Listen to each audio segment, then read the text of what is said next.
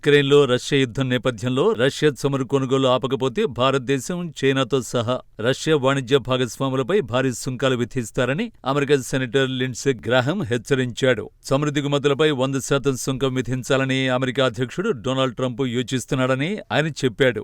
Russia అధ్యక్షుడు Vladimir Putin ఉక్రెయిన్కి వ్యతిరేకంగా చేస్తున్న యుద్ధాన్ని ఆపాలంటే అందుకు ఇండియా, చైనా, బ్రెజిల్ చొరవ తీసుకోవాలని కోరాడు.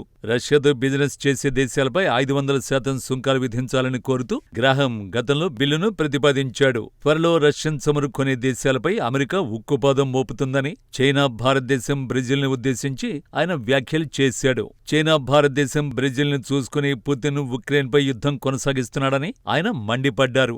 చౌకైన రష్యన్ చమురు కొనుగోలు చేస్తూ బాగుపడుతున్నారని భ్రమపడుతున్నారని, ఇలా చేస్తే 3 దేశాల ఆర్థిక వ్యవస్థల్ని సర్వనాశనం చేస్తామని గ్రాహం హెచ్చరించాడు.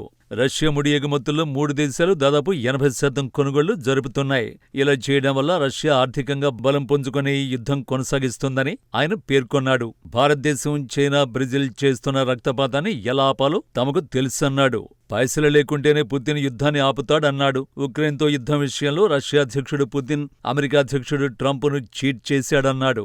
రష్యా ఆర్థిక వ్యవస్థ స్వల్పకాలంలోనే ధ్వంసమైపోతుందని, ట్రంప్ పుతిన్ ప్రభుత్వాన్ని వదిలిపెట్టడని తేల్చి చెప్పాడు. తనది కాని భూభాగంపై పుతిన్ కన్నేశాడని, మాజీ సోవియట్ యూనియన్ను తిరిగి సృష్టించడానికి ప్రయత్నిస్తున్నారని, అది అన్నటికీ సాధ్యం కాదన్నాడు. 90ల మధ్యలో ఉక్రెయిన్ సార్వభౌమత్వాన్ని రష్యా గౌరవిస్తుందని హామీ ఇవ్వడంతో 1700 అణ్వాయుధాలను వదులుకుందని ఇప్పుడు రష్యన్ ప్రతిజ్ఞను పుతిన్ తొంగలో తొక్కుతున్నాడన్నారు.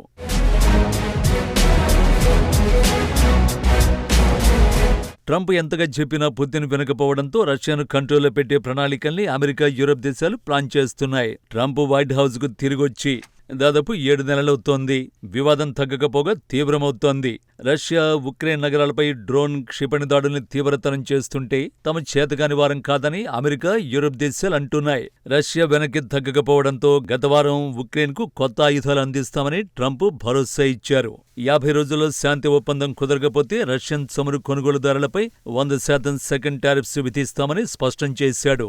ఇప్పటికే నాటో సెక్రటరీ జనరల్ మార్క్ రుట్టే సైతం బ్రెజిల్, చైనా, భారతదేశాలపై ద్వితీయాంక్షలు విధిస్తామని హెచ్చరించాడు.